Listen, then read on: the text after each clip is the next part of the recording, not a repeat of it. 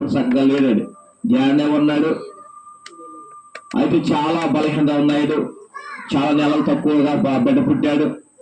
నిజం చెప్పాలంటే ఆ బిడ్డ ఆ రీతిగా ఉంటాడని వారి కుటుంబంతో పాటు నేను కూడా అనుకోలేదు శారీరకంగా.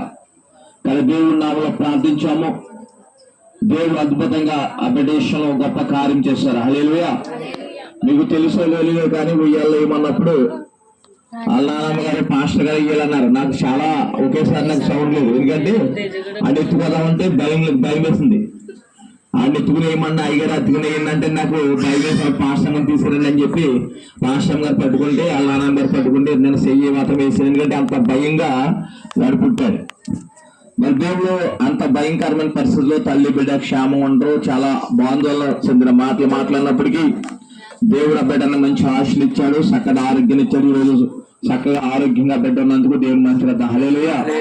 రెండో గర్భం కూడా ఈ బిడ్డ పుట్టినప్పుడు అదే భయము పెట్టారు, అలాగే ఆందోళన చెందారు. కానీ దేవుడు కూడా అటు అంతగా బాగా పుట్టినంత ఇబ్బంది కలగలేకపోయినప్పటికీ, కొద్ది ఇబ్బంది కలిగినప్పటికీ దేవుడు ఈ బిడ్డ కూడా మంచి ఆరోగ్యం ఇచ్చారు. 2 సంవత్సరాలు కాశీ కాపాడి 3వ సంవత్సరాల బిడ్డను ప్రవేశపెట్టి ఉన్నారు. హల్లెలూయా.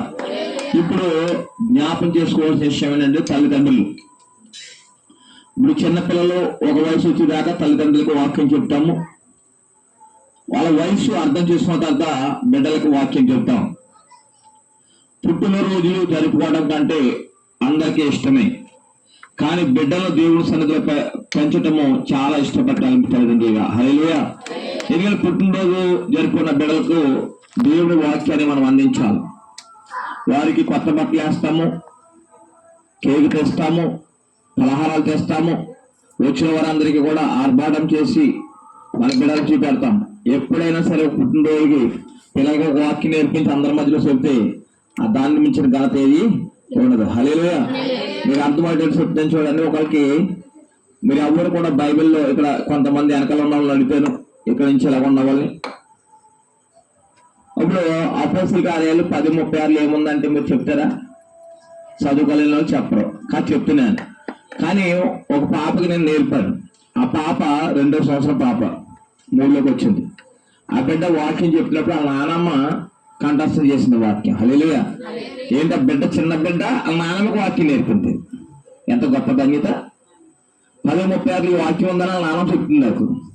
ఏముంది? యేసుక్రీస్తు అందరికీ అపోస్తలుల కార్యాలు 10:36. నిజంగా నేను అన్స్పెక్ట్గా 10:36 ఏముంది, 10:36 ఏముందని నేను అనుకుంటున్నాను. అయితే అపోస్తలుల కార్యాలు 10:36 మాట ఉందని వాళ్ళ నాన్నమ్మ చెప్పింది. ఎవరో చెప్పింది? ఎవరెవరు చెప్పింది? ఎవరో కన్నా నాకు వాళ్ళు పాప వస్తుంది కదా, స్వాతి వాళ్ళ చెల్లి. ఆ బిడ్డ 3వ సంవత్సరం. ఆ బిడ్డ ప్రతిరోజు కూడా వాక్యం చెప్తుంది. నేను వెళ్ళినప్పుడు వర్ణాలు చెప్పి వాక్యం ఉంది. మీరు ఎప్పుడైనా మీ జీవితాల్లో పిల్లలకు వాక్యం నేర్పించారా? మాట్లాడతామా? బూతులు నేర్పించారు, మొబైల్ ఎలా వాడాలో నేర్పించారు, మొబైల్ ఎలాగ